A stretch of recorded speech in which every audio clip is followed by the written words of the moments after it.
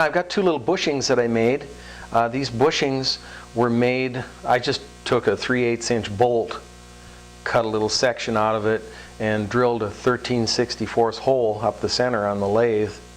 Gave me a little bushing and a 5x0.8 screw fits right in there just right, and that will screw into our spools that were brazed onto the frame back when the frame was built.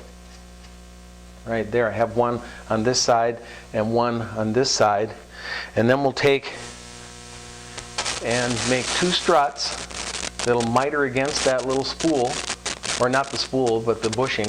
It'll miter against the bushing, and I'll braze them together over at the vise. And then we're going to put a little bit of a bend right here so that this hits here and miters against this tube. That way I'll have 1, 2, 3, 4 brazed contact points for a nice strong connection between the rack and the seat stays. In order to make sure that we get all 4 points touching on the rack, the contact points where I'm going to braze, I'm going to have to make a little bit of a bend in that strut. I'm going to take that to the 40-degree mark on the rigid bending tool, and like so. This one's a little bit closer to the right length. I've got to cut off about 1 inch. Here we're going to silver braze this. This will be a good joint to silver braze because it will have a lot of surface area because it's mitered for this little tiny bushing.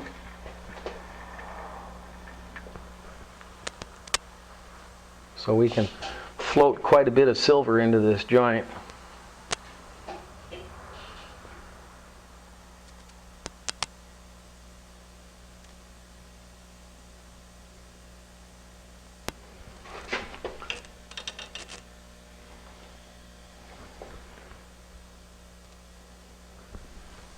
And that one's done. Let's let it cool for a bit.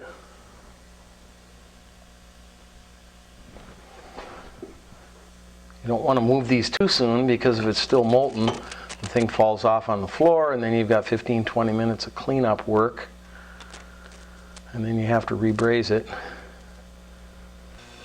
Just like the big joints, you scoop up your flux that's going to fall on the floor, try to put it back on the joint. Keep that joint clean. Excuse me. There we go, looks good.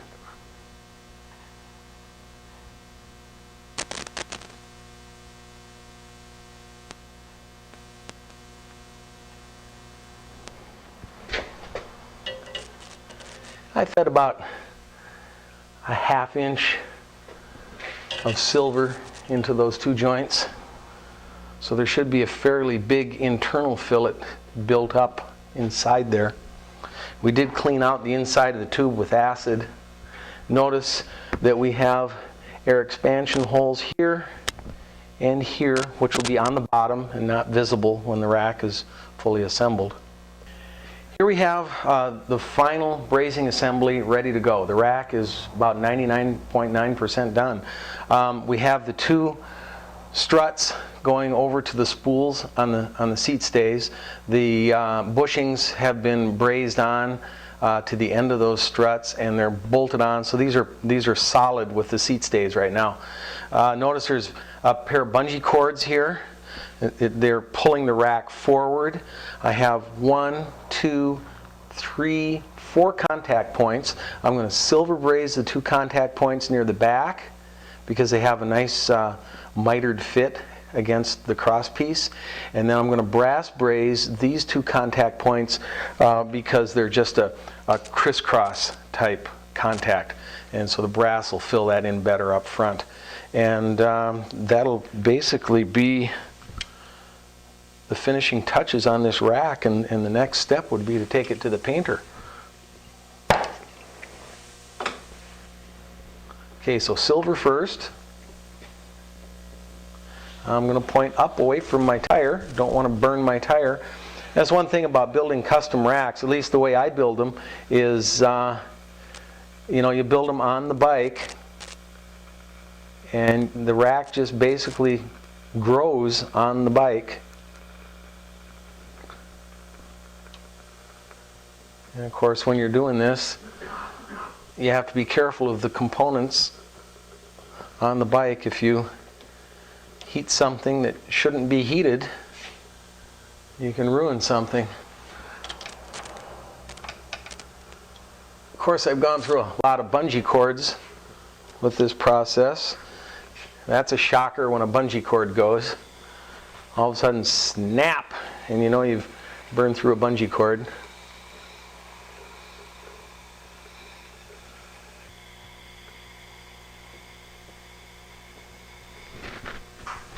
There we go. We have the two silver braze parts finished. And now let's switch to brass. Pull back to a neutral flame. When you're doing brass, the American Welding Society recommends about a number 5 tint on your goggles or on your face mask. That's the recommended tint. The darker you go, the more detail you're going to lose, of course. The lighter you go, the more damage you can possibly do to your eyes. So I guess that's a decision you're going to have to make.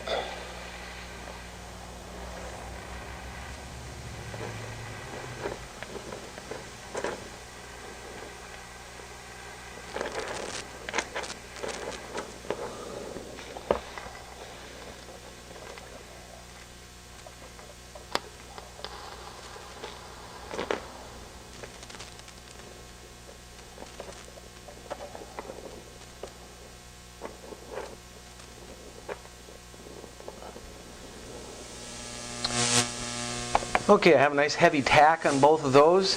I'm going to remove the rack now, and I'm going to finish up that brass braze joint, and the rack will be all finished. Alright, finishing touches on this last joint.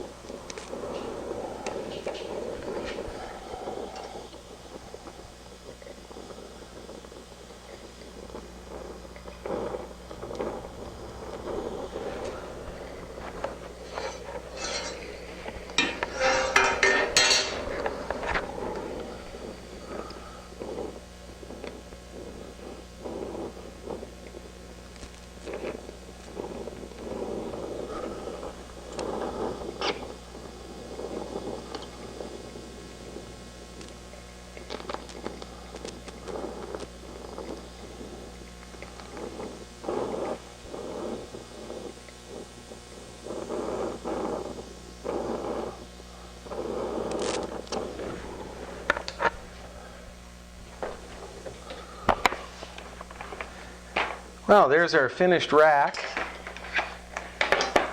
This is all ready. You could either have it sandblasted, or you could just sand the whole thing down if you like. Just shoe shine sand it, clean off all the black oxides and clean off the black treatment that was put on at the factory on the chrome moly. And then the final step before painting would be to take some DuPont 5717S and a greenie pad, you know, a Scotch Brite pad, and some rubber gloves, of course, and with a little bit of water, water and the 5717. Make sure that the two mix together, otherwise the 5717 straight will not etch the surface. It has to react with water.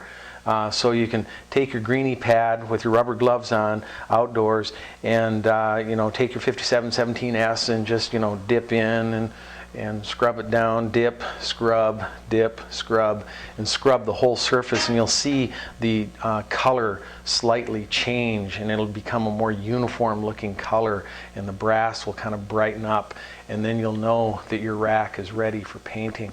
Really nice paint job to put on this would be a powder coat would be an excellent paint job. Any type of automotive finish would be fine, either DuPont Imron or Sherwin-Williams Sunfire or Ditzler Deltron, something like that. Those are all really good paints to put on here. I wouldn't really recommend a rattle can job, especially after spending a lot of time on a nice project like this. I would recommend a nice high quality automotive finish. Anyway, there it is. It's ready to go on a weekender. Here's the fully brazed rack and mounted to the back end of the tandem. And those of you that are experienced in touring, in cycle touring, probably right away recognize that this is a light duty rack, you know, maybe for day trips or something like that. Of course, the sky's the limit when you're designing these things. And first of all, we could put in another set of struts coming down here. We could put in additional struts going in here. Another thing we can design is we can design a little protective upward swoosh right up front here to keep your load from sliding forward. I've seen some racks designed with a rail right here to hook the bags on. There are just all sorts of different things that you can come up with to improve your rack design and make it more heavy duty, make it more of an expedition type rack.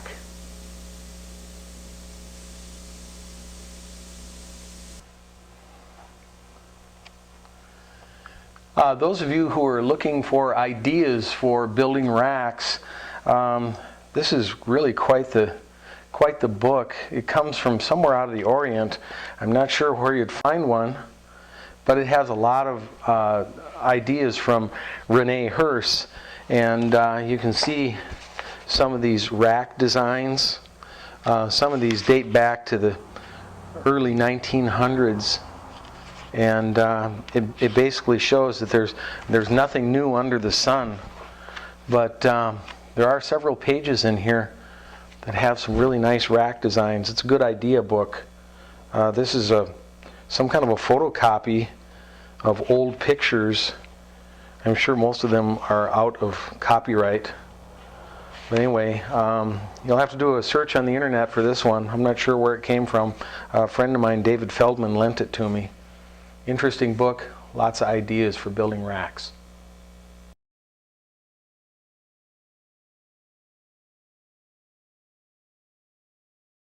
We're going to build some stems now. We're actually going to build 3 different stems, 3 stems that I think would probably be the most popular ones that your customers might ask you to build. First of all, we're going to build what I call a dog bone stem, and this is going to be the type of stem that fits on a threadless steering column. The dog bone stem is a very simple stem to build. Then we're going to build a more traditional stem that would fit into a threaded steerer. This will be for a 1 1/8 inch steerer, which is commonly used with off-road bikes. And the third type of stem that we're going to build is going to be a rear extension for a set of Stoker handlebars on a tandem. So let's start in on, first we'll start by looking at the materials that I need. All right, I purchased 3 pieces of 1-foot chrome moly tubing, which will be a great plenty for what we're going to build. The first piece I want to talk about is the 1¼ inch by 0.58 wall. And the 0.58 wall is designed to telescope with the next 1/8 inch down. So 1¼ inch, 0.58 will telescope with an 1 1/8 inch tube. This will be useful for our dog bone stem. This is a lot of extra. This is enough for about 10 dog bone stems. The other piece that I have is an 1.125" by 0.58, and the 1.125" by 0.58 will telescope with 1 inch. So this is handy for gripping onto the center of handlebars. Most of your off-road handlebars and a lot of your Japanese drop bars will have a 1 inch diameter sleeve in the center. So this would grip onto that 1 inch diameter sleeve just right. So this is an 0.58 wall. And then we have a 1 inch by 0.58 wall. And the reason I'm using the 0.58 is because I wanted something kind of sturdy for the quill that's going to go down inside the threaded steerer. And I didn't want to go lightweight. And I thought, well, I'll get a piece of 0.58 in case I ever want to telescope with a piece of 7/8. So I'm using 0.58 for that. You'll notice that I only have about 6 inches here. That's because I've already turned down the outside diameter of the 0.58 wall 1 inch. I've taken 7/1000ths of an inch off, and I'll explain that in a little bit. Then you can either purchase something like this through a bicycle distributor, or you can steal it off an old stem. That's what I did here. I just stole this off of an old stem. This is the expander bolt assembly with the plug in the end and the expander wedge at the bottom. And then you'll need some of these, depending on your stem design. These are for pinch bolts. These are binders, brazed on binders, and these were available from Nova Cycle Supply. They're in Northern California. Their phone number is 1-800-274-NOVA. And these are, you'll see how these are used later, but we'll need at least 2 of these for each stem. And basically that's all the materials we need for building stems. So let's take a look at the quill that we're making. Well, one of the first things I'm going to do is I'm going to put the angle at the bottom of the quill for the standard off-road stem that we're going to be making. The angle, I measured it off of the expander wedge, and the angle has to be 36 degrees. So if you look down here, you'll see that I have a piece of 1 inch by 0.58 wall tilted at 36 degrees, and I'm going to take the milling machine and cut that off so I have an angle piece that the expander wedge will fit against. I don't know if you can see it on video, but this is a shinier surface on this piece of tube than the chromoly normally comes with. The reason for that is because I've taken 7/1000ths of an inch off of the outside diameter of this piece of tubing. And the reason I've done that is because if you take a 1 inch diameter quill and paint it and then try to stick it into an 1.125" steering column, you'll find that the paint will prevent it from going in. You'll end up sanding paint off to get the thing to fit. So taking about 7/1000ths off the outside diameter will allow us to put a paint job over the top of that, and will allow us to insert a painted stem in without damaging the paint job. So let's go ahead and turn this on, and we'll start cutting this.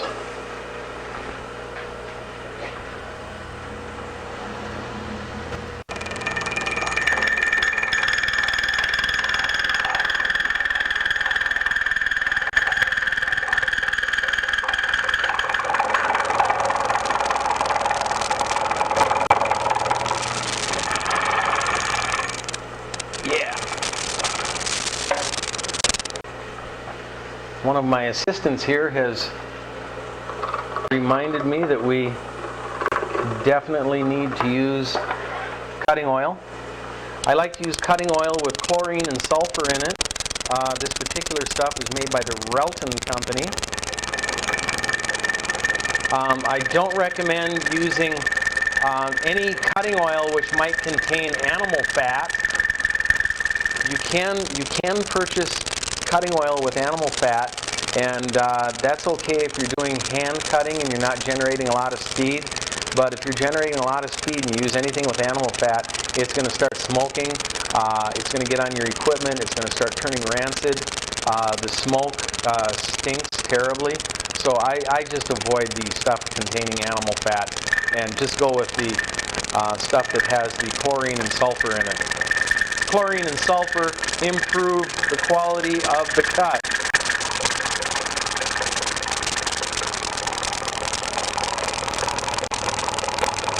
All right, there's our quill with the plug in the top. There's a plug right there.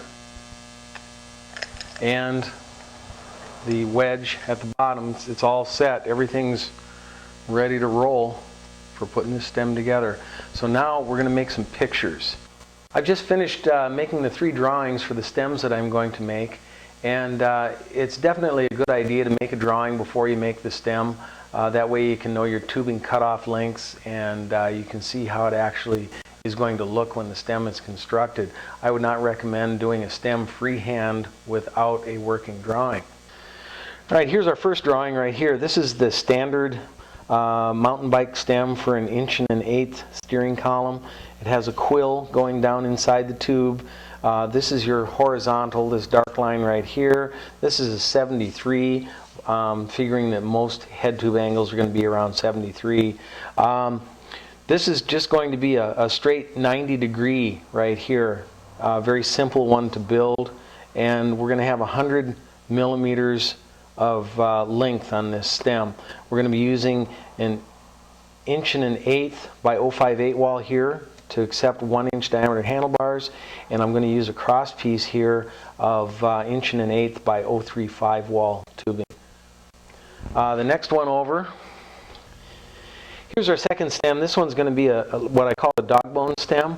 I call it a dog bone stem because, you know, it's kind of even on both ends. It has a inch and a quarter by 0.58, which will slide down over a 1 1/8" threadless steering column and a binder bolt back here.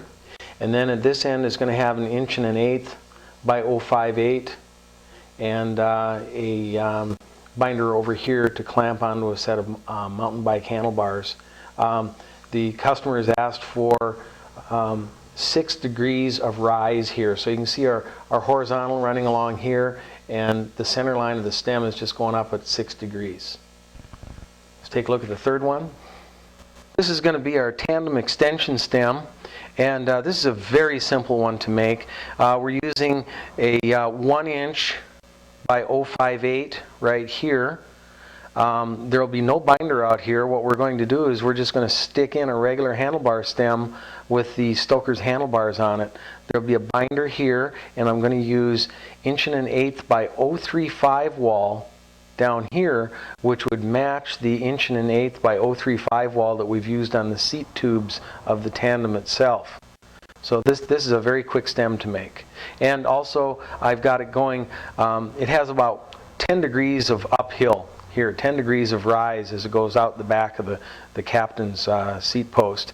I always like to give a little bit of rise. I would not recommend keeping it level with the top tube. I would recommend angling it up slightly from the top tube. First thing we're going to do is we're going to cut the miter on the rear extension stem for the tandem, and I'm going to do that on the milling machine. If you make one of these, you can do one by hand if you don't have a milling machine, but since I have a milling machine, I'm definitely going to make use of it. I'm going to take the acute angle, this angle right here, the acute angle, and that's the angle I'm going to cut on the milling machine. So let's go over and take a look as we cut this on the milling machine. Alright, I have the 1-inch by 0.58 tube that I'm going to be using for the tandem rear extension mounted in my milling machine vise at just the right angle, so I hit the cutter and it cuts the angle that the seat tube is going to hit it at. And so I'm going to bring this up a little closer, and we're going to find our centers and we'll actually cut this angle right in the milling machine. Here's how you find your center. If you're going to be cutting your miter, I've got an 1 1/8" cutter, and I run that up against the 1-inch piece of tubing, and there. Tight on the paper, but not enough to tear the paper. You can figure your paper is about 3/1000 of an inch thick, and so if I zero my X, okay, it's going to be 1 inch plus 1 1/8. That's 2.125. I'm going to move radius plus my 3/1000 for my paper. So it's going to go, radius plus radius would be 1.062 plus 3/1000 for the paper. I'm going to move 1.065. So 1.065. Okay. I should be center over center. I'm going to take the minimum amount of cut that I can. Looks like that'll be it right about there. Make sure everything's tight. Lock up the table crosswise and longitudinal feed, and we'll take this cut.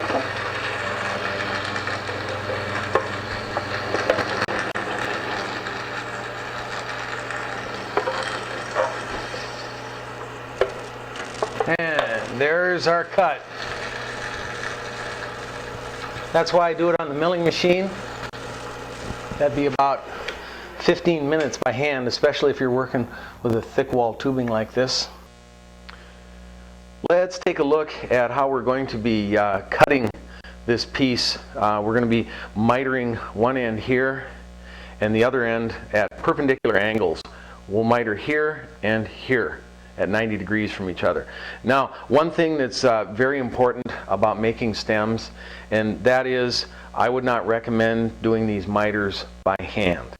You either need to have a mitering machine of some sort or a milling machine. I prefer a milling machine.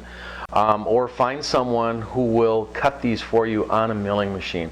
And the reason for that is it's almost impossible to do two miters that are perfectly perpendicular to each other at each end of this tube. And if you can't do that, your handlebars are going to be sitting at an angle. Just so much as a degree from this end to this end can turn into a whole centimeter lower at one end of the handlebars. So it's really imperative that you cut this cross piece on a milling machine or something similar. This piece right here, this little tubing block that I have made, is the key. This is the key to making stems, especially short stems. Normally tubing blocks come like this. This is a set of Bicycle Research tubing blocks. They don't have any threaded holes in them, so they depend on the vise to hold them together. I always take my tubing blocks that I get from Bicycle Research and I drill, counterbore, and tap them so I can stick a couple of Allen bolts through them, which will hold them together and keep them in place while you're working. And as you take it out of the vise and put it back in the vise, they always stay in the same location. I always do that to my Bicycle Research tubing blocks.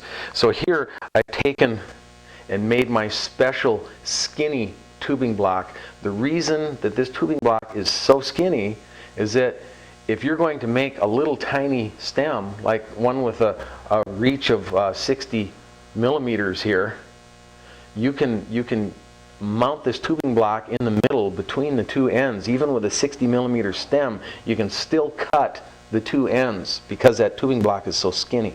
This one's an 1 1/8" tubing block. And I made another one. It's not quite as skinny, but it works quite well. This one's a 1 inch. So this one will hold a smaller size cross piece, but really very critical to making stems is a skinny tubing block and a milling machine. So let's go over to that milling machine and take a look at mitering the two ends. Here we are at the milling machine, and if we take a look at the tubing block holding our cross piece in here, I'll just briefly summarize because I've already shown you how to line up centers. I'll just summarize this. We've got an 1 1/8" cutter at this end. We've got an 1 1/8" cross piece right here held in the vise, and of course they're being held at a 90-degree angle. And we're gonna go down through that, and we're gonna cut our miter. 1 1/8" plus 1 1/8". We move the two cutters radius plus radius, so radius plus radius is obviously an 1 1/8", and then 3/1000ths of an inch for the thickness of the paper that I used as a gauge. So we moved it 1.128 inches. And we'll turn the machine on. Again, lowest speed you can on this.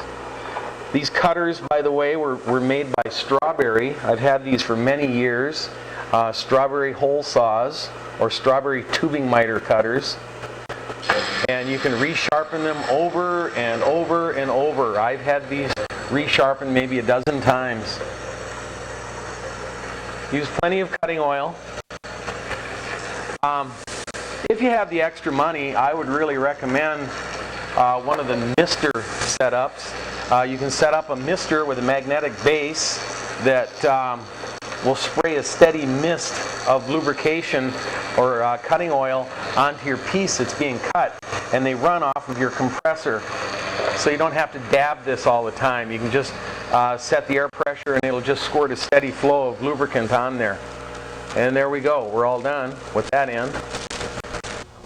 Here we have the cross piece with one end mitered for where the handlebars are going to be, and then we need to miter the other end. I placed it above the drawing, and I'm using the piece that the handlebars will slide into as kind of like a square, and I'm using it to locate the piece above the drawing. And then I'm going to take this V block, and I'm going to use that like a square, and I'm going to move in and I'm going to mark this acute angle right here. This stem is going to have 6 degrees of rise, so it's not going to be a right angle. So I'm going to move in right to that point, and kind of tricky work here, but thankfully the tubing has that nice dark finish on it, which is just about as good as having instant layout dye. And there is my mark right there where I'm going to plunge through with the other cutter. Unlike a top tube, the top tube, of course, I'd keep both cuts in the same plane. Unlike a top tube, I'm going to plunge through at a right angle to this previous cut. So I'll go back over to the milling machine. Let's take a quick look and summarize what we've done so far in these 3 stems. The first stem, let's take a look at it, is the tandem rear extension. We have so far mitered at this angle so that the stem will angle upward, at about 10 degrees upward from horizontal. And we've cut a piece that is the same material that was used for the seat tube of the tandem. That's our ring that'll go around the seat post. And notice I've drilled an air expansion hole in there. And of course we have our binder that we will eventually braze onto that. Let's move on over to the dog bone stem.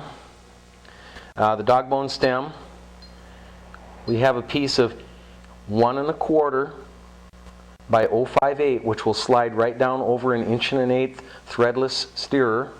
And notice I have a air expansion hole drilled in there to vent into the cross piece. We've got a cross piece, this end mitered at a 6-degree rise. This customer wants 6 degrees of rise on this stem, and an 1 1/4", so it fits nicely with that. And at the other end, it's mitered at a perpendicular, and this of course is a 90-degree.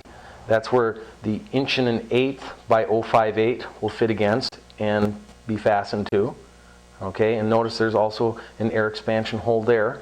Every tube needs 2 air expansion holes. And of course our binders here and here. And I've also made a couple of plugs here.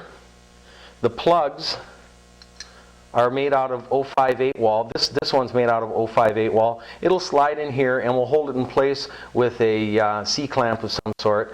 The plugs add extra thickness to the wall so that this doesn't go egg-shaped from the brazing. And here's a plug that I made to fit into the, this is a nice piece of 7/8 by 120, so that's a nice thick plug. And we'll also hold that in place with a little C-clamp. That'll keep this piece from going egg-shaped. And of course this plug, as we move over to the other stem, this plug will also fit for the handlebar part here.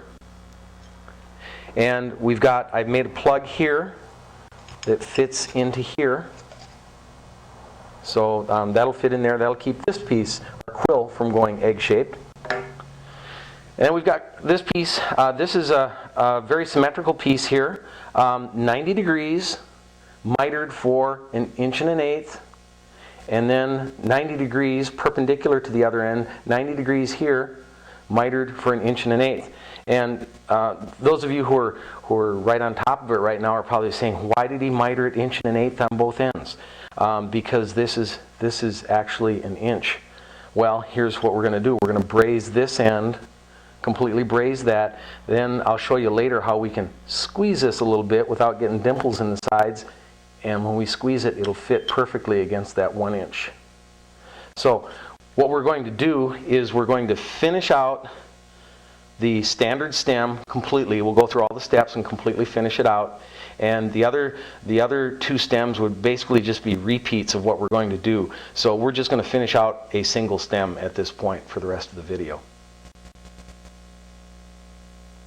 Cut. I'm going to use a neutral flame here. I've got the cross piece for the handlebars right here. I've got the piece that connects the quill to the handlebars right here, and I've got my plug inside here to prevent distortion. What I'm going to do is and I've got it squeezed just a little bit in the vise to make sure that the 2 surfaces are firmly against each other. And I'm going to do a quick tack here. 1 tack on each side. There we go, 1 there.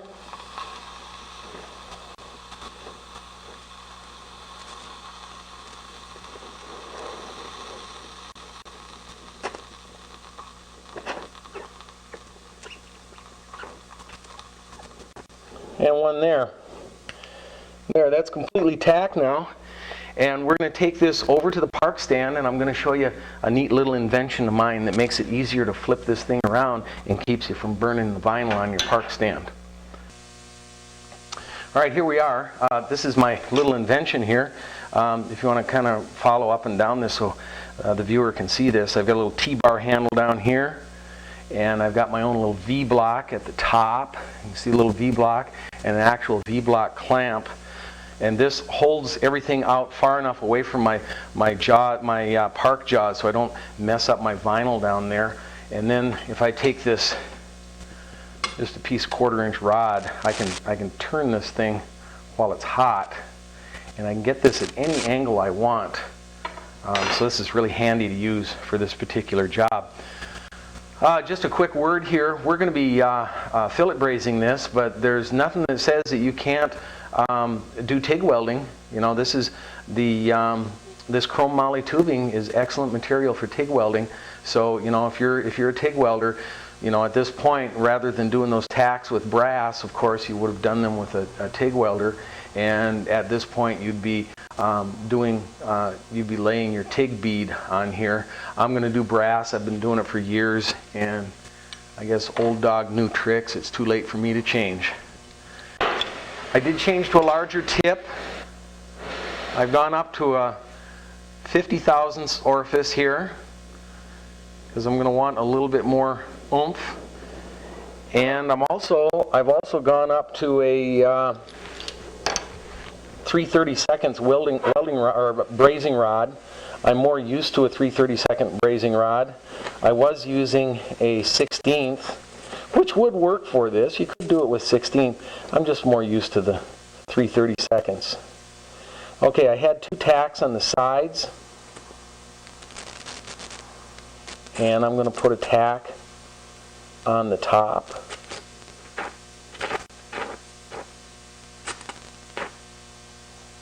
And I don't have quite enough power in my flame yet, so I'm going to kick that flame up there a little higher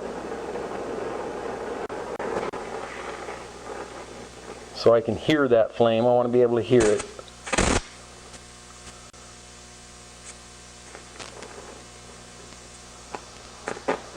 There we go, and then I'm going to tack on the underside. So let's go on a little roller coaster ride here.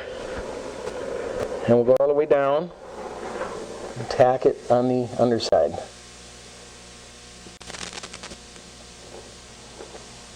There we go.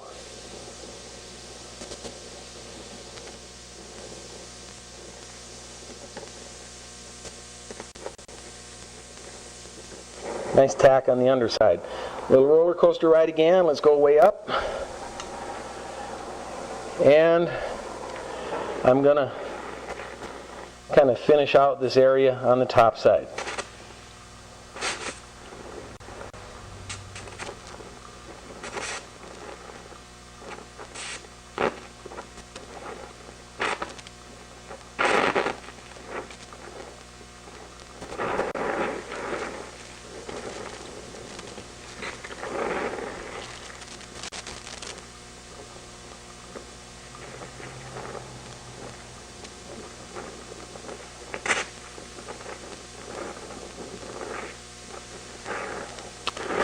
Now, this takes years of practice to figure out just how much brass you're going to load into that joint for cleanup purposes later.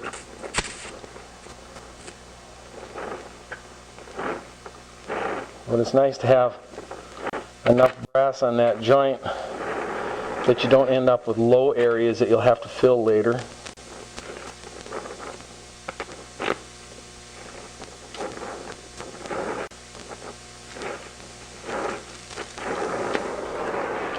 And let's go the roller coaster ride again, and we'll finish out the bottom.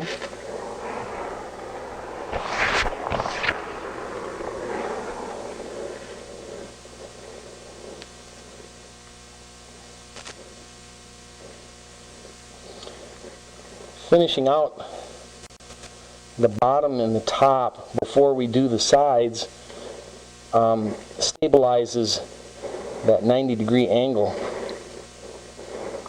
And after we get the bottom and the top finished out, then we'll do the sides. And as we do the sides, the bottom and the top will hold the joint in position at that 90 degrees.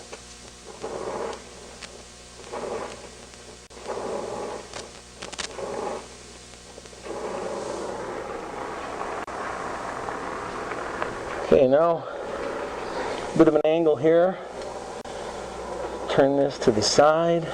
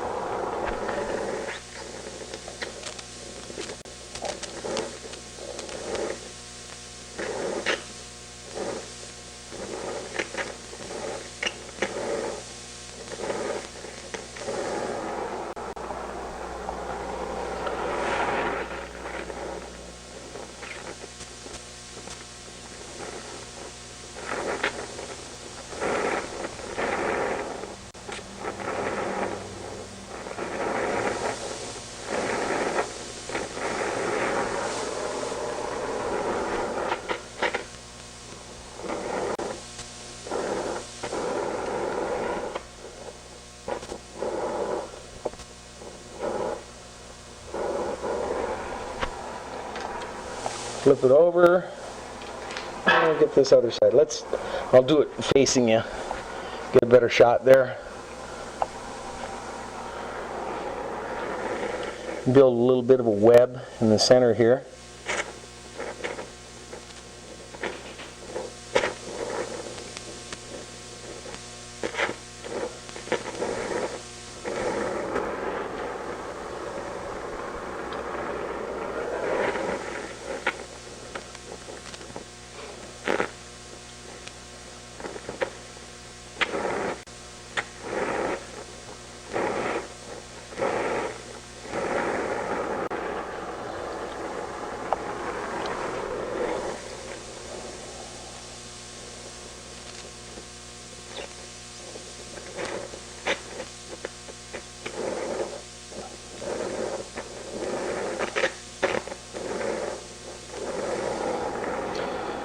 Okay, we'll let our joint cool, and then we'll soak the flux off. Here's our finished joint, and as you can see, we have waited for it to cool, and then we boiled it in boiling water to get the flux off of there in a hurry. Now I'm going to take a screwdriver, and you'll notice that I put a little cross hole in the plug so I can twist this plug out of there. And now we're relatively certain that we've got a pretty round piece here because of that plug. Now we're going to do the next joint. And as I mentioned earlier, we mitered 1 1/8 on both ends, and of course we have 1 inch here. And so I see there's a bit of a gap on the sides. So I'm going to use something that I call uneven parallel jaws. And these are easy to make. I'm going to take my brass soft jaws out of here, and I made these with some angle, just some 3-inch pieces of angle, and on the inside of one, maybe I'll come a little closer, on the inside of one I just brazed a piece of threaded shaft. I think that's 5/16 threaded shaft, so that when I put that in the vise, these two blocks, these two vise jaws are going to be at an angle from each other, about 5 or 6 degrees. And this is really nice because now we're going to take this piece and we're going to put it in there, and we're going to squeeze it, just not very much, excuse me, not very much, just enough, about there. And because these are unparalleled, I didn't put dimples back in this area. If I did this with parallel jaws, I'd have an ugly dimple back here. These jaws are really nice for ovalizing a seat tube where it hits a bottom bracket shell, ovalizing a down tube where it hits a bottom bracket shell. Anywhere where you have a larger tube hitting a smaller tube and you need to ovalize it to make the tube diameters match, these uneven parallel jaws are just great. Let's see what kind of a fit we have here. I'm going to go a little bit more. And excuse me, I want to make sure I'm squeezing at the right angle. Just a little bit more. Almost there.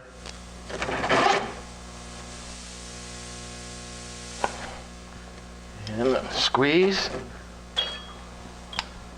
Perfect. Just a perfect fit. There we go.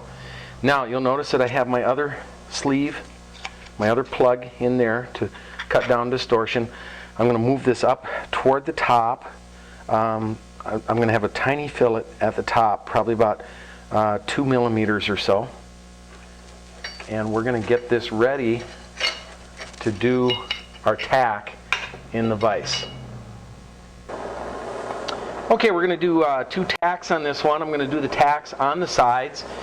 This is very easy to hold in the vise because I've done a 90 degree here and a 90 degree here, so the vise just holds it beautifully. If you're doing something that's for road and you've got like a 17 degree angle here to match your 73 on your head tube to give you a level stem, 17 degrees is probably the most you're ever going to hold, but you will be able to hold it in the vise at 17 degrees for a tack. It's a little bit tricky, but you can do it.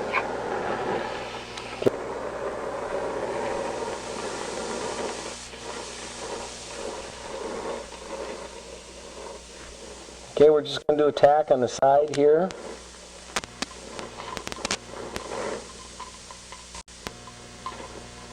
Alright, here we have our joint. We're ready to finish it off. We've got our plug inside there. We're holding the joint in the little D-block fixture that I made, so we can rotate it around to just about any angle we want. I have actually moved to a larger tip here. I noticed that the tip that I was using on the other part of the joint was actually my 35 thousandths tip, and I wasn't getting the heat that I like to use. So now this one is actually my 50 thousandths orifice And I suppose if you're really observant, you can probably see that I have more control over my heat flow with this larger tip. I'm not necessarily running at a higher temperature, I just have more force to this flame and I just have more control because of it.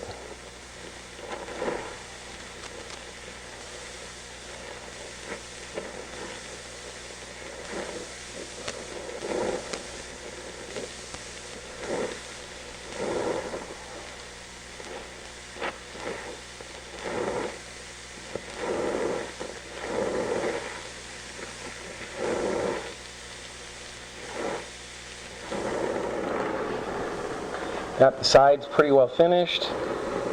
Let's do the end here. Got to hold this at the right angle.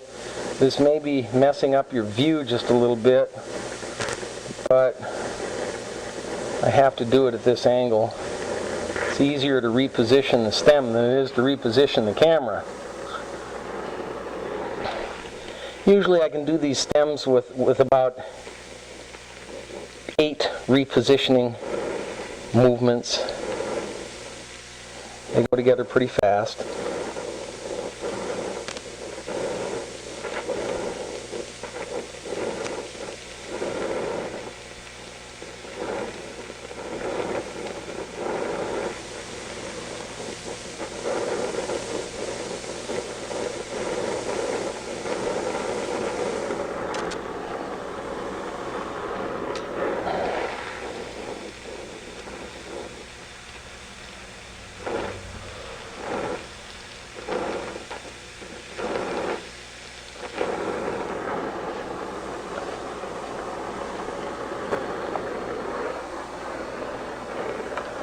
The handle's in my way. I'm going to flip this, keep that handle out of my way.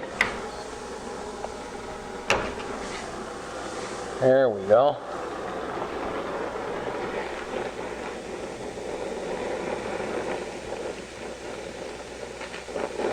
Those of you that have purchased my video on lugless building, what I'm doing here is really pretty much a repeat of the lugless video. So if you want to get more review on doing these lugless joints, these fillet brazed joints, just check out my lugless video. Go to my website, you can order it there.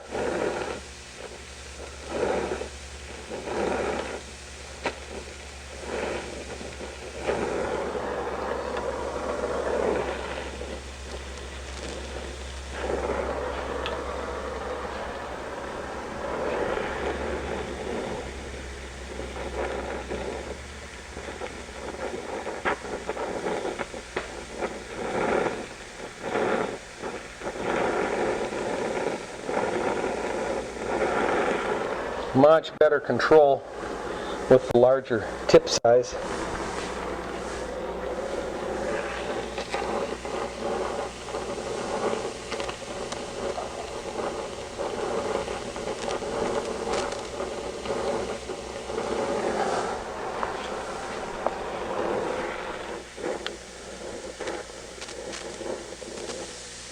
The real key here to doing these fillets is continually repositioning so that your working area is directly on the top. By keeping the working area directly on the top, you have much better control over the little puddle of molten brass that you're laying down. Once you move away from the top surface, your little puddle of molten brass wants to fall off onto the floor.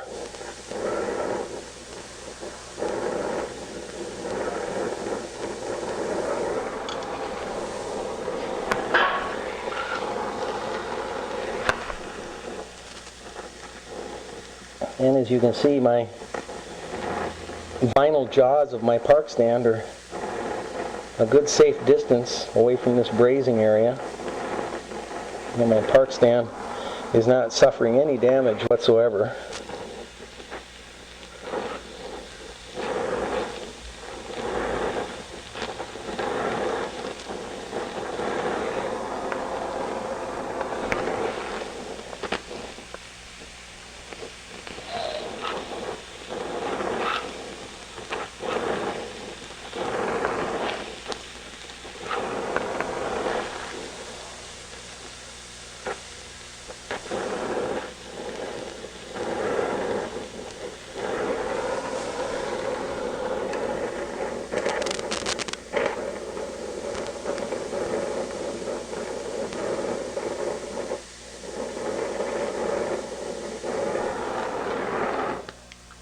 And there we go, our joint is finished.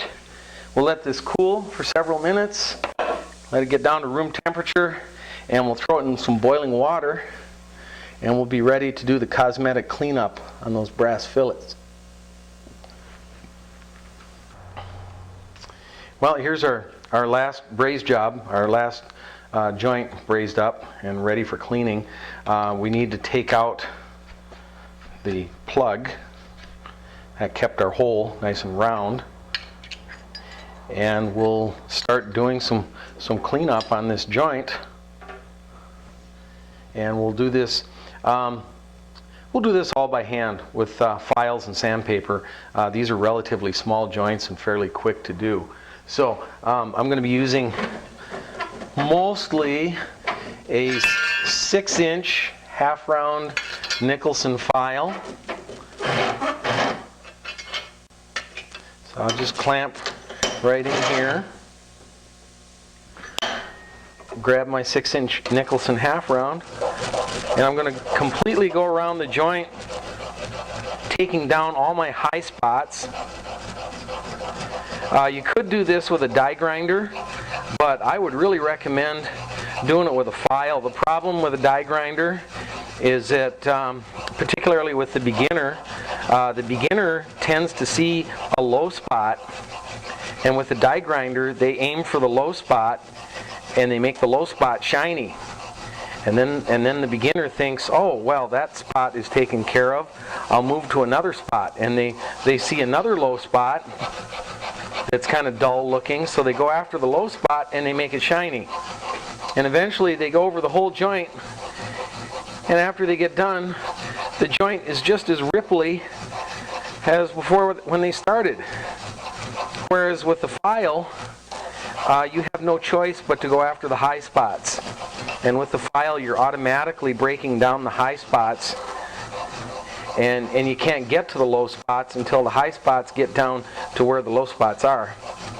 So the file will give you a much more uniform surface than the die grinder will. That is for the beginner. As the person gets to be more experienced at this,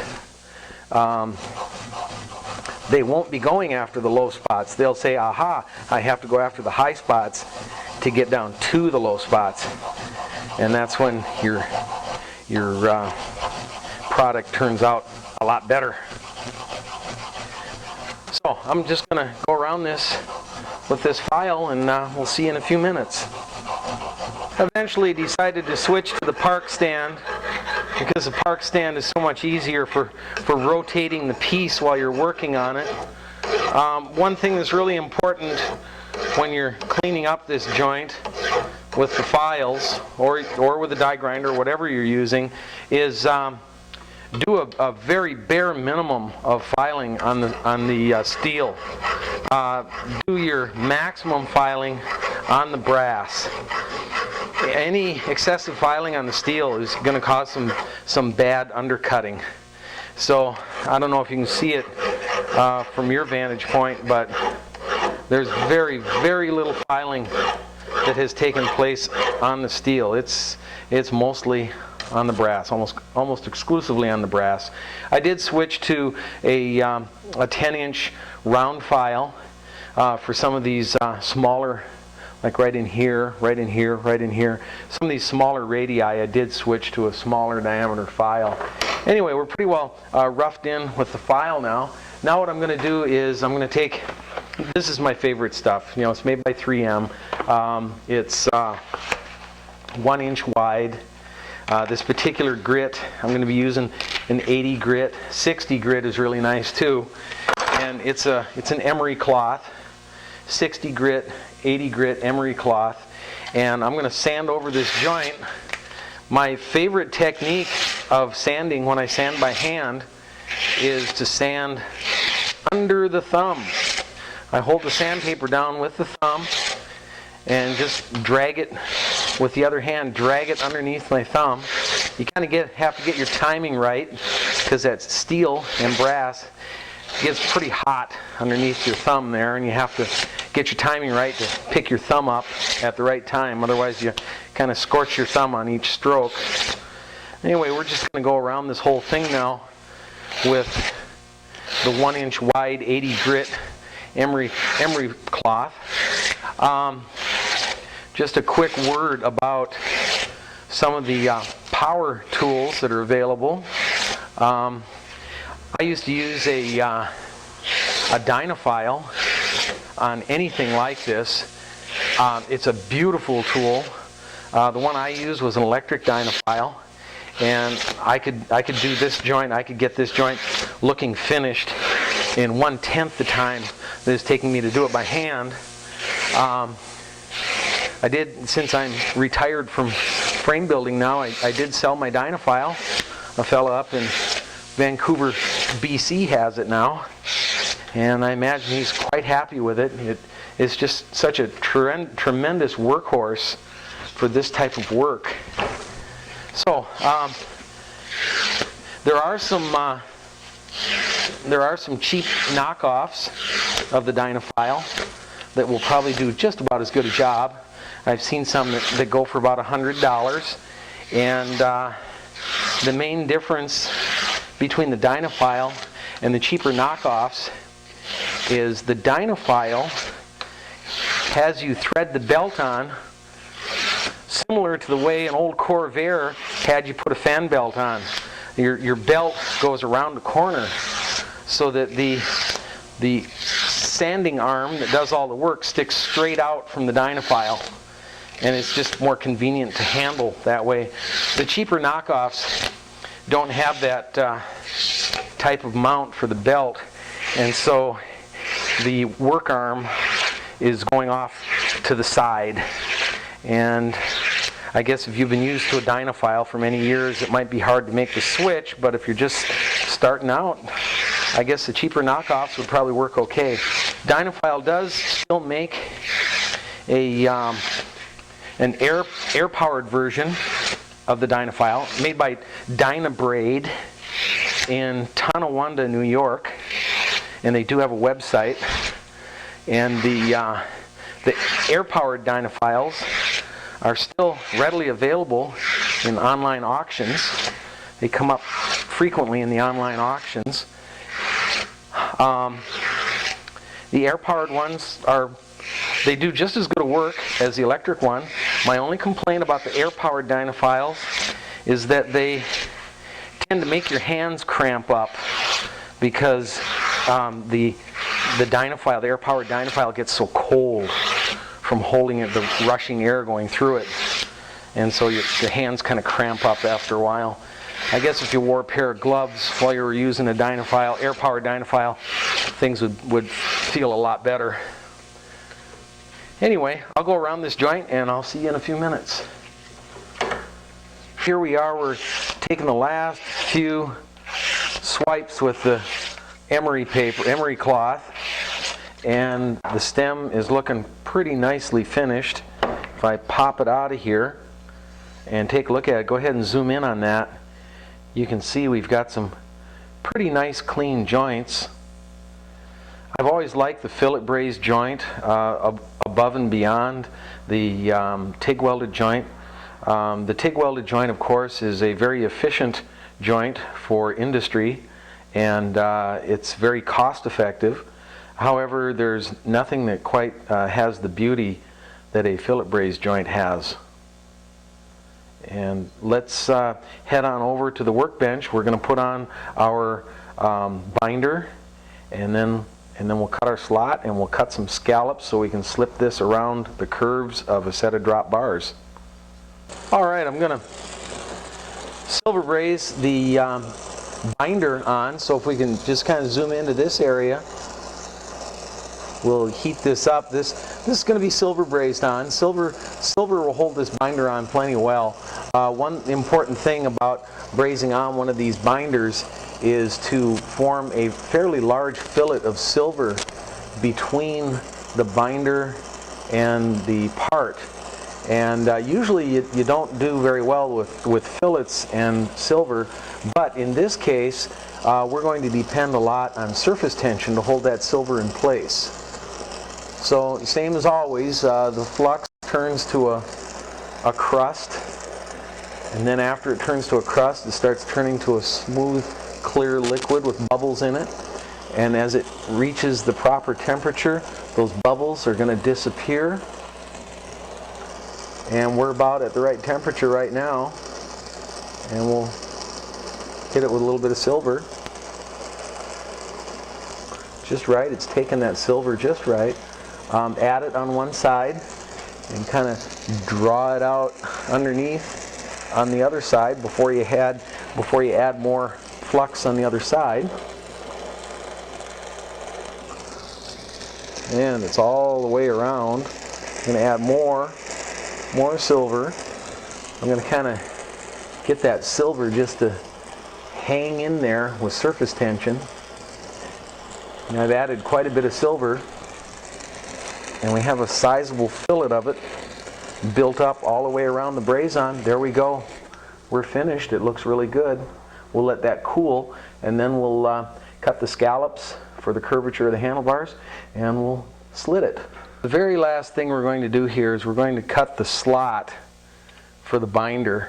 I've done a little trick here that has been a little favorite trick of mine for a long time, and that is I've sandwiched 2 hacksaw blades into one hacksaw, and that way I can cut twice as wide a kerf and I can get a wider slot for my binder. I did do one step that was off camera. I took this to the belt sander, which is in a not very well lit area of my shop, and I took scallops out of these 2 locations here, and those scallops will allow the stem to pass around the curvature of a set of handlebars, particularly if you're going to put this stem on a set of drop bars. Now let's clamp this stem right in the vise here with the binder straight up, and with the double hacksaw blade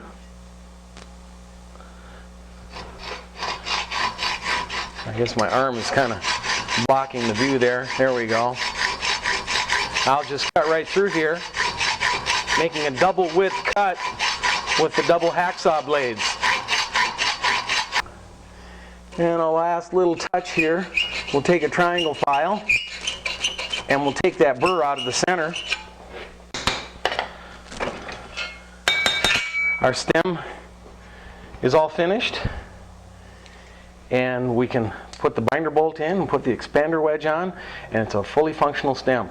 Go ahead and scrub this down with a solution of water and DuPont 5717S and dry it off, and it's ready for the painter.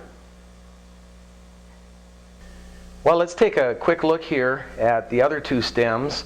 First of all, the rear stem extension for the tandem.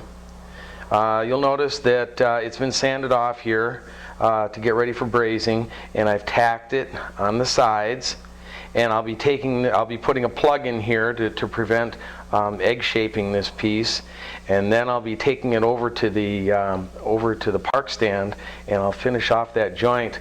And basically the rest of what I'm going to do on this is a repeat of what we did on that original stem. Also, my dog bone stem right here, you can see that I've got, here's my upright, right there is my upright, and the handlebars would go into this end, and this is it. I've got the plugs inside there, both plugs are in there, it's tacked at both ends, and then I'll just grip on the center with my special little V-block fixture, and I'll finish off both these joints in the park stand, and again everything else will be just a repeat of what we did on the first stem. Well, let's take a quick look at a couple of stems that I've made in the past. First of all, here's a standard stem. Of course, this is an oversize. It's on a tandem. And this is for an 1.25" steering column. But you can see that we've got our plug in the top, and I've routed a cable through the stem. But that's the finished painted stem all ready to go. Now if we look back over here on the other side, right back here, we've got our stem extension. You can see that I've got 2 binders on it to hold it extra tight on the captain's seat post. And then you can see that it has no binders up at this end. You simply slide a standard style stem right inside the rear extension, and depending on the extension on that stem, you can raise or lower your bars. You could use a really short 60 centimeter stem, or you could use a 110 centimeter stem and get those bars up higher. So that's a finished tandem extension right there.